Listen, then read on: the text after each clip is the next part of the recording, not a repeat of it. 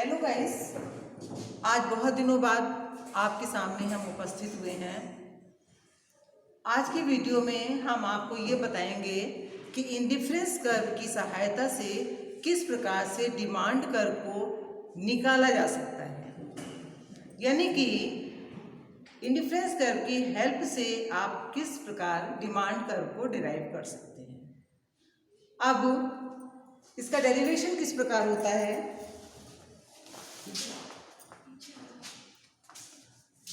इसका डेरिवेशन किस प्रकार से होता है, इस संबंध में आपको मुख्य बात हम ये बता देना चाह रहे हैं कि जब भी कभी ये प्रश्न आए कि इंडिफरेंस कर्व की सहायता से डिमांड कर्व को डिराइव करिए, तो इसके लिए आपको पीसीसी कर्व को दिमाग में लाना पड़ेगा।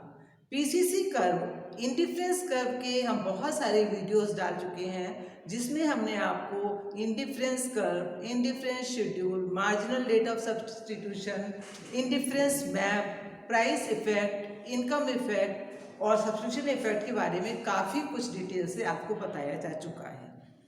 तो जो प्राइस इफेक्ट के अंतर्गत हमने पीसीसी कर्व लिया था, बनाया था, तो उसी कर्व के आधार पर इंडिफरेंस कर्व को डिराइव किया जाता है। वो मेथड क्या है, वो तरीका क्या है, वो विधि क्या है, ये आज के वीडियो में हम आपको समझाएंगे। इसको आप लोग बहुत ध्यानपूर्वक समझिएगा। इस चीज़ को समझने से पहले कि इंडिफरेंस कर्व की सहायता से किस प्रकार से डिमांड कर्व को डिराइव किया जा सकता है, इसको समझने से पहले आप अपने माइंड में ले आइए एकदम से प्राइस इफेक्ट को। प्राइस इफेक्ट क्या होता है, यहाँ पर आपको दो बातें समझना आवश्यक है। पहली बात, नीचे उतरो।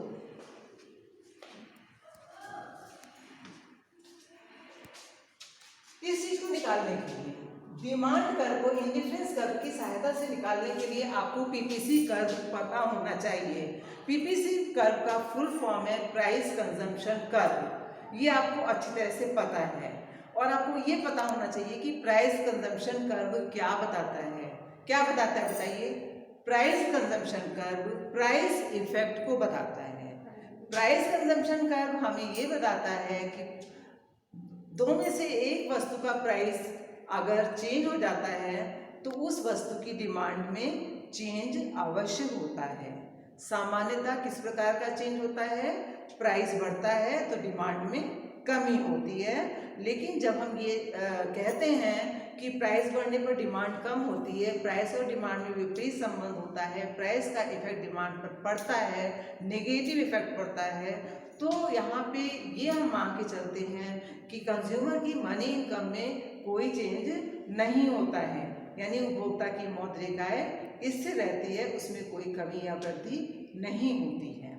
दूसरी बात, आपको ये समझना आवश्यक है कि डिमांड कर्व क्या होता है।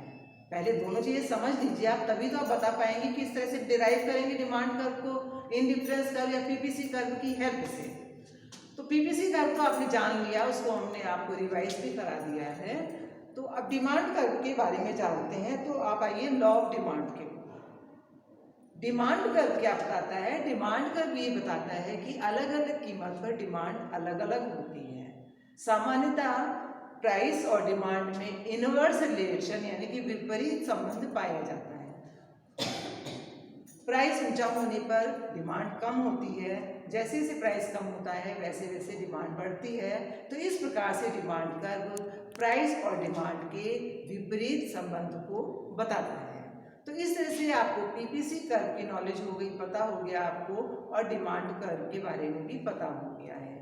बस अब आपको ये समझाना है कि किस प्रकार से अगर इंडिफरेंस कर्व, पीपीसी कर्व दिया हुआ है तो हम डिमांड कर्व किस तरह से निकालेंगे। तो इसके लिए आपको दो डायग्राम कंबाइंड बनाने पड़ेंगे, एक ये डायग्राम, दूसरा ये। पहले वाले डायग्राम में यानी कि डायग्राम पार्ट 1 में हमने आपको पीसीसी कर्व का निर्माण करना बताया है, जबकि इसी डायग्राम के पार्ट 2 में हमने डिमांड कर्व को पीपीसी कर्व के आधार पर डिराइव करके दिखाया है। ये दोनों डायग्राम एक साथ बनेंगे जो आपको ये बताएंगे कि पीपीसी कर्व की सहायता से किस प्रकार से डिमांड कर्व को बनाया जा सकता है, निकाला जा सकता है। अब आइए, क्वेश्चन तो होता है कि इंडिफरेंस कर्व की सहायता से डिमांड कर्व को निकालिए, लेकिन होता क्या है, यहाँ पर आप इंडिफरेंस कर्व पे नहीं बल्कि इंडिफरेंस कर्व की जो फैमिली है प्राइस इफेक्ट, उसके अंतर्गत जो पीपीसी रेखा होती है उस पर आपको फोकस करना है। तो पहले डायग्राम में आपने पीसीसी रेखा बनाई, इसको समझिए ध्यान से कि इसमें वाई एक्सिस पर मनी इनकम को दिखाया गया है जो कि रुपयों के रूप में, रुपीस के रूप में है, और एक्स वस्तु की प्राइस को दिखाया गया है वाई एक्सिस पर दूसरे डायग्राम में।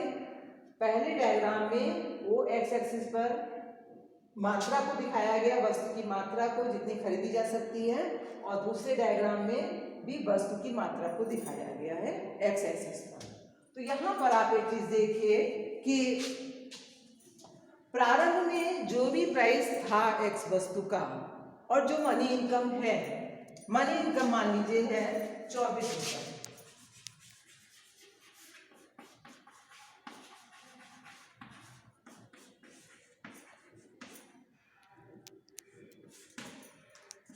₹24,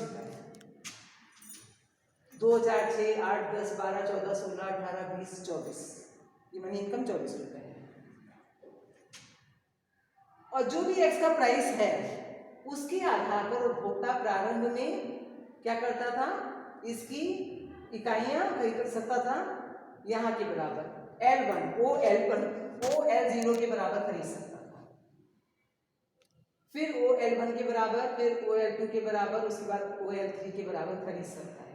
प्रारंभिक कीमत रेखा है, यहां से इसका नाम रखिए, कुछ भी नाम रखिए, AL1, ये प्रारंभिक कीमत रेखा है। इस कीमत रेखा पर संतुलन है P बिंदु पर, क्योंकि P बिंदु पर इंडिफरेंस कर्व प्राइस लाइन को टच कर रहा है, तो ये प्रारंभिक संतुलन बिंदु है। इसके बाद जब x वस्तु का प्राइस कम हो गया है तो उपभोक्ता ने x वस्तु की OL1 मात्रा खरीदनी शुरू कर दी है। x वस्तु की ज्यादा मात्रा ले सकता है क्योंकि उसका प्राइस कम हो गया है, मनी इनकम तो उतनी ही है, तो वो OL2 मात्रा खरीद पाएगा, जिसकी वजह से प्राइस लाइन खिसक कर AL2 हो जाएगी। इसके बाद अगर x वस्तु का प्राइस और कम होता है तो इसकी वो और ज्यादा मात्रा खरीद पाएगा, जिसकी वजह से प्राइस लाइन और आगे की ओर खिसक कर AL3 हो जाएगी। तो 3 प्राइस लाइन है आपके पास, 3 संतुलन बिंदु हैं P, P1, P2। इन विभिन्न संतुलन बिंदुओं को आपने मिला दिया तो आपको एक कर्व मिला, उसका नाम है PCC, प्राइस कंजम्पशन कर्व। ये प्राइस कंजम्पशन कर्व ये बताता है कि एक्स वस्तु की प्राइस में चेंज होने पर उसकी मांग में कितना चेंज आया है। ये पीसीसी कर्व प्राइस इफेक्ट को दिखाता है। इसी पीसीसी कर्व के आधार पे हम डिमांड कर्व का निर्माण करेंगे। कैसे करेंगे, पहले हम इसके लिए एक डिमांड शेड्यूल बनाएंगे। This is demand schedule.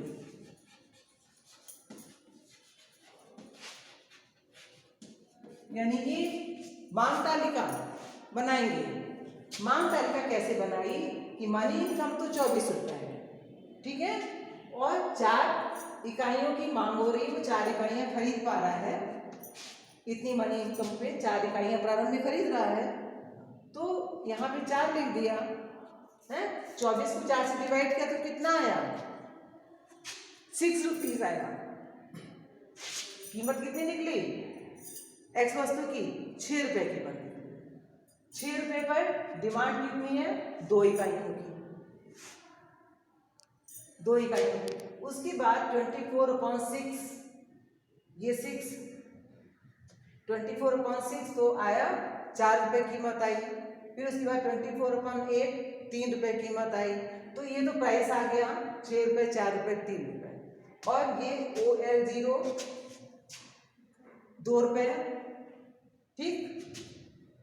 OL1 4 रुपए, OL3 6 रुपए। ये आ गया। तो ये डिमांड शेड्यूल में क्या दिखाया जाता है, प्राइस और डिमांड को दिखाया जाता है।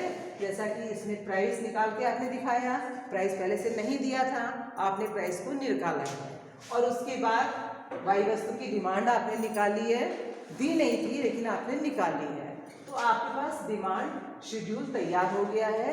और जब इससे आप डिराइव करेंगी तो जो पी संतुलन बिंदु है, इससे वर्टिकल लाइन पूरा नीचे तक आप ले जाएंगी। देखिए डिराइव किस तरह किया जाता है, जो आपका संतुलन बिंदु P है वहां से आपने वर्टिकल लाइन यानी कि लंबी लाइन खींची, नीचे तक ले गई आप, ठीक है, जो 2 पर आपकी जुड़ी। फिर इसके बाद दूसरा संतुलन बिंदु P1 है, वहां से वर्टिकल लाइन खींची तो वो 4 पर जुड़ी आके दूसरे डायग्राम में एक्स एक्सिस पर। फिर तीसरी वर्टिकल लाइन आपने P2 से खींची जो 6 पर जुड़ी आके है, जो कि एक्स एक्सिस पर है। तो इस तरह से आपने डिराइव कहाँ से किया है, पीपीसी कर्व से किया है, ठीक। उसके बाद आपने ऐसे जैसे मांग रेखा होती वो आपने बना दी, ये लाइन खींच दीजिए आप। तो जब खींचेंगे ये लाइन तो आपका ये 6 रुपये आएगा,